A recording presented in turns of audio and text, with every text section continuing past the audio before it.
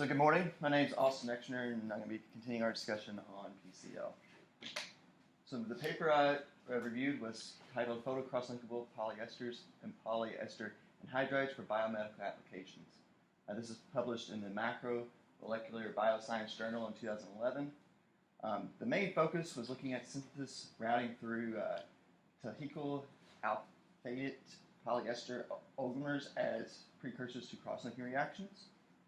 And they were essentially looking at, can photo-initiated cross-linking be used for biomedical applications? So overall, this paper was kind of a different spin than most of our papers. I felt it was more of a literature review than it was actually getting to exact experimental data. But when they did talk about experimental data, they did reference experiments that looked at cross-linked polymers that were prepared from different lactides and caprolactin and their copolymers. They also looked at thermal cross-linking and photocuring, and then their testing involved in vitro as well as in vivo testing in lab rats. So the first main thing they looked at was photo cross-linking itself, and what were the benefits of actually doing photo cross-linking. So two main benefits are it has mild conditions when they're actually completing the cross-linking, so that means they don't have extreme temperatures. They can actually do things at room temperature, and it utilizes visible light spectrums, so they don't have really high-end equipment there. It's also solvent-free, so therefore it's very applicable to the biomedical industry because it's not going to interfere with bioprocesses there. And their kind of critical point on this topic was there still needs to be research into understanding the transition of pre-polymers from a liquid to solid state. The next big benefit of these polymers is they can control the release drugs or chemicals into the body. This one specifically degrades within days at a low molecular weight percentage of the active release agent. You really don't have to add anything extra. For high molecular weight percentage, you have to add this propranolol hydrochloride, and that provides a linear release of that drug. And also that you can release peptides into the body as well. And this is the graph of the results over here from that testing. Next thing they looked at was actually generating tissue scaffolding. And they kind of went through several different processes that currently exist and discussed each one individually. So the first one was salt leaching. This one's a very traditional method, which basically you have a vat of salt, you pour the polymer over, let it dry, and you dissolve the salt out.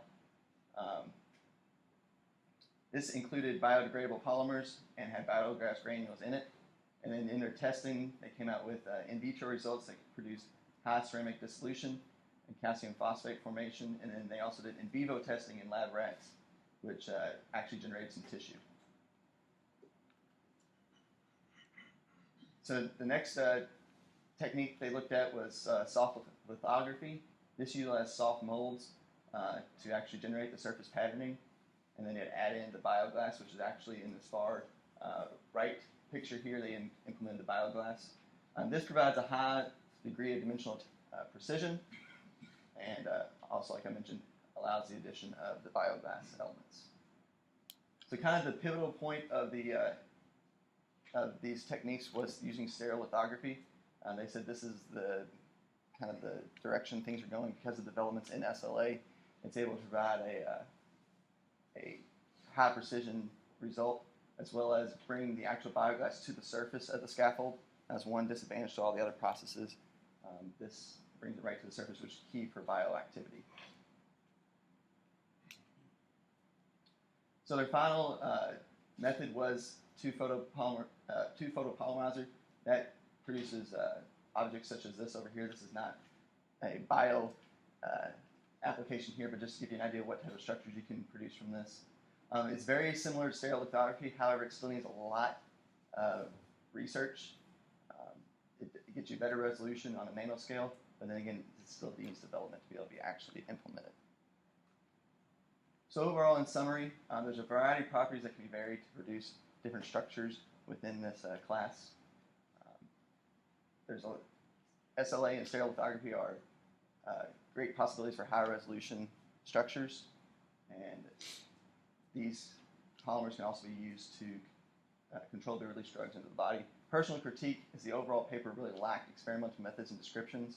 It's very difficult to figure out what they actually did to get these results. It's more like would have a paragraph, discuss a topic, and say this is what it does, and no justification for how it does that.